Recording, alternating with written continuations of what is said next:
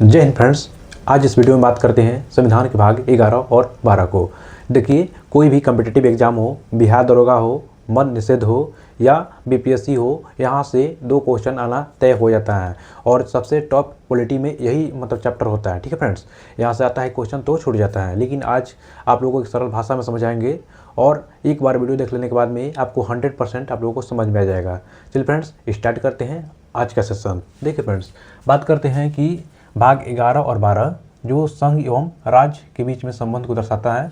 ध्यान रखिएगा, केंद्र और राज्यों के बीच में जो संबंध होता है उसको भाग 11 में दर्शाया गया है। ठीक है, देखिए फ्रेंड्स, इसको हम 3 भाग में बांट दिए हैं। कौन कौन हो जाएगा?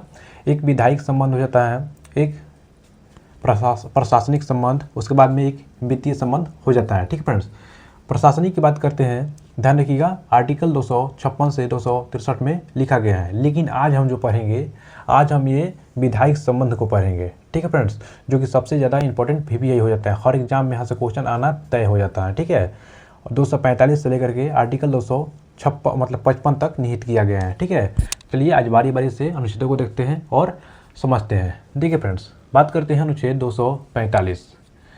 245 में लिखा गया है कि संसद को अधिकार है कि भारत संघ या उसके किसी भी भाग के लिए कानून बनाने का अधिकार होता है। देखिए फ्रेंड्स, ऐसा समझिए कि संसद को यह अधिकार होता है कि कोई भी राज्य क्षेत्र में यानी भारत में कहीं भी कानून बनाने का अधिकार संसद के पास होता है। जैसे कि एग्जाम्पल समझिए, मान लीजिए कि जीएसटी लागू किया गया था, पूरे भारत में लागू किया गया था। ठीक है फ्रेंड्स, वह संसद कानून बनाई थी, पास हो गया था। ठीक है, ऐसे ही राज्य की बात करते हैं तो राज्य को विधानमंडल में जो विधानसभा कानून पास करती हैं, जैसे मान लीजिए एग्जाम्पल के लिए बिहार में शराबबंदी हो जाती है, तो इसका किसको श्रेय दिया जाता है? तो विधानमंडल। ठीक है ना, तो जो विधानमंडल कानून पास करेगा वो अपने राज्य के लिए पास करता है। ठीक है, लेकिन जो संसद कानून पास करता है वह पूरे भारतवर्ष के लिए पास करती हैं। ठीक है फ्रेंड्स, चलिए अब देखते हैं फ्रेंड्स अनुच्छेद 246 के बारे में। देखिए, अनुच्छेद 246 में यहाँ से 3 सूची निकल कर आती हैं।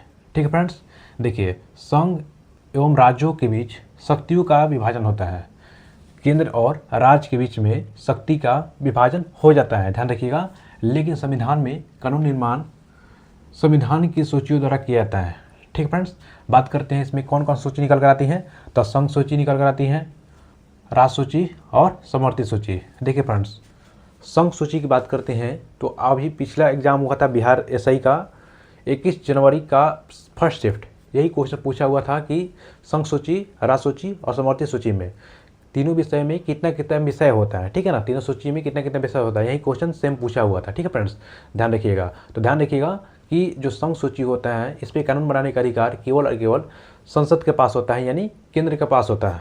ठीक है फ्रेंड्स, राज्य सूची पर केवल और केवल राज्य बनाता है कानून, लेकिन समवर्ती सूची की बात करते हैं तो केंद्र और राज्य दोनों मिलकर के कानून बनाते हैं। ठीक है, अब देखते हैं फ्रेंड, देखिए संघ सूची के बारे में बात करते हैं तो संघ सूची पर कानून बनाने का अधिकार केवल और केवल केंद्र के पास होता है। ध्यान रखिएगा, ठीक है ना। देखिए, केंद्र सूची में जो राज्य सूची संघ सूची होता है, इसमें जो विषय पहले हुआ करता था 97 विषय हुआ करता था, 97 विषय हुआ करता था फ्रेंड्स, लेकिन आज की स्थिति में जो संघ सूची होती है उसमें कानून बनाने का अधिकार केंद्र सरकार को होता है, लेकिन विषय कितना है? तो 100 विषय होता है। ठीक है ना, 100 विषय उसमें निहित है। देखिए फ्रेंड्स, राज्य सूची की बात करते हैं तो राज्य तो कानून बनाएगा, लेकिन विषयों की संख्या बात करते हैं तो पहले जो विषय हुआ करता था 66, ठीक है ना, यानी 66 विषय हुआ करता था, लेकिन 42 नंबर का संशोधन किया गया था 1976 में, और उसमें से 5 विषयों को हटा करके कहाँ जोड़ दिया गया था? तो समवर्ती सूची में जोड़ दिया गया था। ठीक है फ्रेंड्स, ध्यान रखिएगा,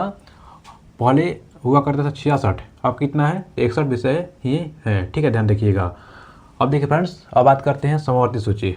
समवर्ती सूची पर कानून बनने का अधिकार केवल और केवल केंद्र और राज्य दोनों का होता है। ठीक है फ्रेंड्स, ध्यान रखिएगा, जो पहले हुआ करता था विषय, पहले 47 विषय हुआ करता था। ठीक है ना, 47 हुआ करता था 47। ठीक है, लेकिन अब की बात करते हैं तो इसमें 5 विषय को और बढ़ा दिया गया है। अब कितना हो गया है? तो 52 कर दिया गया है। देखिए फ्रेंड्स, यहाँ पे 66 विषय पहले था राज्य सूची में, लेकिन 5 यहाँ पे घटाया गया।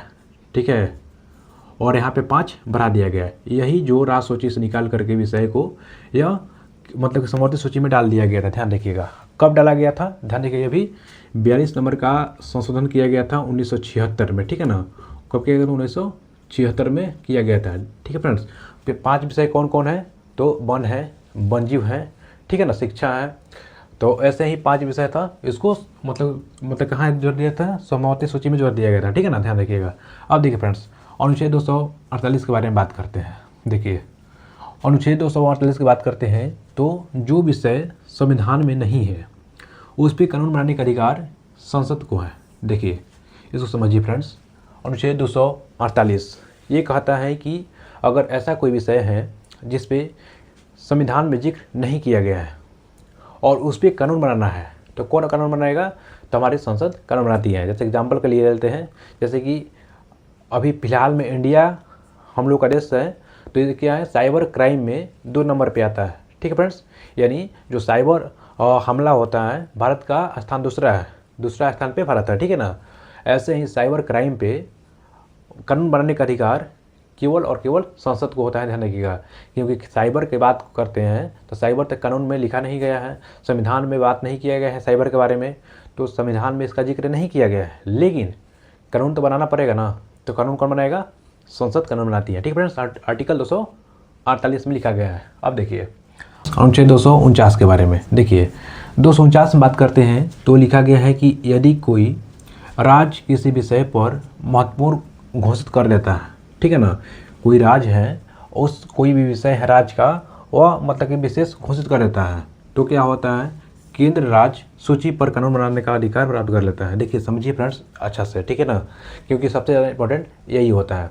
देखिए ऐसी स्थिति उत्पन्न हो जाती है जिस मतलब राज्य सरकार एक ऐसा विषय होता है जिसको महत्वपूर्ण घोषित कर देता है, तो उस स्थिति में राज्य सरकार कहता है केंद्र सरकार से कि आप हमारे राज्य में कानून बनाइए। एग्जाम्पल से समझते हैं। देखिए फ्रेंड्स, मान लीजिए कि आज हम लोग के देश में कोई आतंकी हमला हो गया, ठीक है ना। आतंकी हमला होने के बाद में हमारा देश में सुरक्षा चाहिए, तो राष्ट्रीय सुरक्षा बरकरार रखने के लिए केंद्र सरकार बोलते हैं राज्य सरकार से कि आप अपना जो पुलिस है, पुलिस पे कानून बनाइए, तो राज्य सरकार बोलेगा कि आप ही कानून बनाइए, ठीक है फ्रेंड्स। तो उस स्थिति में जो केंद्र सरकार होगा, राज्य के पुलिस पे अपना कानून लागू करता है, ठीक है, ध्यान रखिएगा। राज्य पुलिस पे केंद्र सरकार अपना कानून लागू करता है, ठीक है ना, राष्ट्रीय सुरक्षा को देखते हुए। और वह कानून मान लीजिए कि सब खतरा टल भी गया, तो वह कानून जो लागू किया है संसद, तो मैक्सिमम कितना, 1 साल के लिए वैलिडिटी रहता है, यानी 1 साल तक वो लागू ही रहता है। लेकिन अगर राज्य चाहे तो उसे साल भर कर करके उसको बढ़ा भी सकता है, ठीक है फ्रेंड्स। देखिए फ्रेंड्स, पुलिस पे, राज्य के पुलिस पे कानून बनाने के लिए कैसे प्रोसेस होता है समझिए। क्या होता है कि जो राज्यसभा होता है, राज्यसभा में उपस्थित सदस्यों का कितना होता है, ध्यान रखिएगा, 2/3 सदस्य उस पर साइन कर देते हैं। 2/3 सदस्य यानी 66% उपस्थित सदस्यों का 66% उस पर सिग्नेचर कर देते हैं। तो क्या होगा कि राज्य सूची के विषय पे संसद कानून बनाने का अधिकार प्राप्त कर लेता है, ठीक है, ध्यान। अब बात करते हैं फ्रेंड्स अनुच्छेद 250 के बारे में। देखिए इसमें लिखा गया है 250 में कि आपातकाल की स्थिति में राज्य सूची के विषय पे केंद्र सरकार कानून बना सकता है। ध्यान रखिएगा, जब आपातकाल लग जाता है हमारे देश में, तब उस स्थिति में राज्य पे जो कानून बनाने का अधिकार प्राप्त कर लेता है संसद, ध्यान रखिएगा, ठीक है ना। चलिए आगे अब बात करते हैं फ्रेंड्स अनुच्छेद 252 के बारे में। देखिए 252 में क्या लिखा गया है कि 2 या 2 से अधिक राज्यों का एक ही कानून चाहते हैं, तो उस स्थिति में राज्य सूची के विषय पे केंद्र सरकार ही कानून बनाएगा। देखिए फ्रेंड्स एक समझिए बात, अगर ये 2 राज्य हैं, 2 राज्य और 2 राज्यों में कोई कानून को लेकर के विवाद हो जाता है, ठीक है ना, तो उस स्थिति में एग्जाम्पल से समझिए फ्रेंड्स, मान लीजिए कि झारखंड है और बिहार है। बिहार और झारखंड चाहता है कि कृषि कानून पे कृषि के विषय पे कानून बनाया जाए, तो क्या होगा कि ना राज्य ना झारखंड बनाएगा ना बिहार बनाएगा। उसको कि सही कानून बनाने के लिए बिहार और झारखंड प्रस्ताव पारित करता है संसद के पास में, तो संसद उस विषय को क्या करेगा, देखेगा और कानून बनाने का अधिकार प्राप्त कर लेता है, ठीक है ना, ध्यान रखिएगा। तो 2 राज्यों के विषय में जो कानून बनाया जाता है वो संसद कानून बनाता है। अनुच्छेद 252 में लिखा गया है, ध्यान रखिएगा, ठीक है ना। अब देखिए फ्रेंड्स, अनुच्छेद 253 के बारे में देख लेते हैं। देखिए, अंतर्राष्ट्रीय समझौता या संधियों के संसद कानून बना सकता है। देखिए क्या होता है, मान लेते हैं फ्रेंड्स, जो इंटरनेशनल संधि होती हैं या इंटरनेशनल जो विवाद हो जाता है उस पर कानून बनाने का अधिकार केवल और केवल किसके पास होता है, ध्यान रखिएगा, ये संसद के पास ही होता है, ठीक है फ्रेंड, ध्यान रखिएगा। अनुच्छेद 254 देखते हैं फ्रेंड्स, यदि केंद्र या राज्य सरकार द्वारा कोई भी कानून बनाया जाता है या बने हुए कोई भी कानून पर विवाद होता है तो केंद्र द्वारा बनाया गया कानून पर ही मतलब निर्णय साबित होगा। देखिए फ्रेंड्स, क्या होता है कि कोई ऐसा विषय होता है जिस पे केंद्र भी कानून बनाया होता है और राज्य भी कानून बनाया हुआ होता है, ठीक है ना। कोई ऐसा सिमिलर विषय होता है, केंद्र बनाएगा और राज्य भी बनाएगा उसी कानून, ठीक है ना। लेकिन केंद्र और राज्य में विवाद होने की स्थिति में क्या होता है कि किसको मतलब वैलिडिटी माना जाएगा, वैध माना जाएगा, ध्यान रखिएगा, जो राज्य सरकार द्वारा बनाया गया कानून होता है उसको वैध नहीं माना जाएगा, बल्कि जो केंद्र सरकार उसी कानून को बनाई है उसको ही केंद्र वाला वैध माना जाता है, ध्यान रखिएगा, ठीक है ना।